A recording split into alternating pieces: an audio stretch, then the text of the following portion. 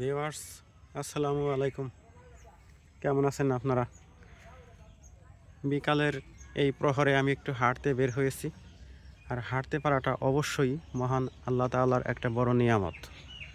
আজকে আমরা এতই কর্মব্যস্ত হয়ে পড়েছি যে হাঁটা আমাদের সৌভাগ্যে জুটতেই চায় না।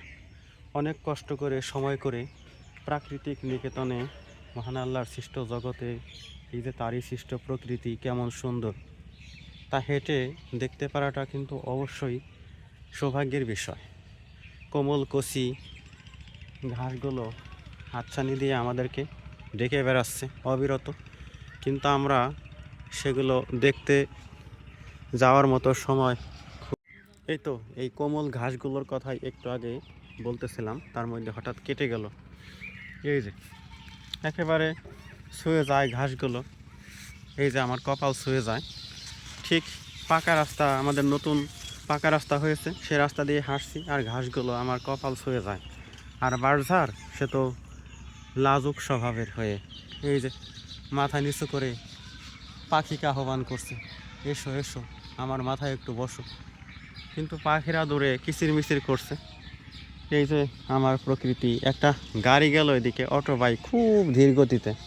কি মতলবে এত ধীর গতিতে চলছে আমি জানি না, তবে অবশ্যই অত্যন্ত সুন্দর আমার এই গ্রাম বাংলার প্রকৃতি।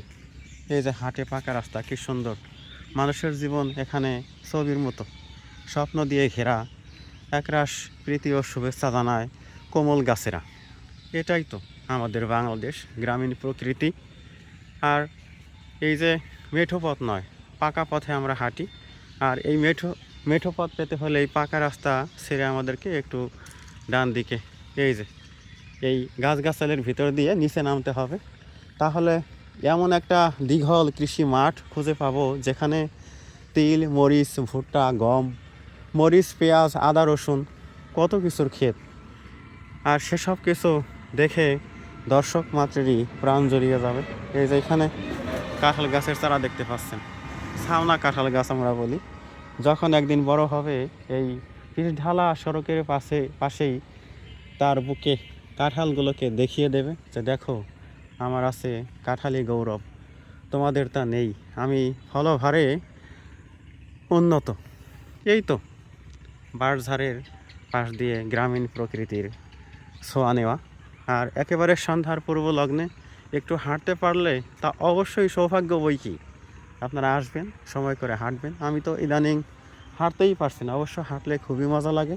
এই মুহূর্তে যদি আমি কৃষি মাঠটায় নেমে গিয়ে সেই দূরের মাঠের ওপারে হেঁটে যেতে পারতাম, এই অটো গাড়িতে না চড়ে পায়ে হেঁটেই যদি আমি যেতে পারতাম, সেখানে গিয়ে হয়তো কোনো বিরল দৃশ্য চোখে পড়তো, তাহলে আজকের বিকেলটা অবশ্যই একেবারে সূর্যাস্তের পূর্ব মুহূর্তে আমার জীবনে সোনালি স্বপ্ন হয়ে ধরা দিত।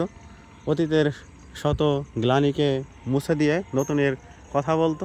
এরকম সাইকেল চালানো নয়, হাঁটতে পারাটাই যেন বিরাট সৌভাগ্যের বিষয়। তাই তো বলছিলাম, সেটাই তো বলছিলাম। তো দর্শক, আশা করি এই ভিডিওটুকু অবশ্যই আপনাদের ভালো লেগে থাকবে। ভালো লাগলে তা অবশ্যই জানাবেন। আপনারা ভালো থাকুন। ফি আমানিল্লাহ।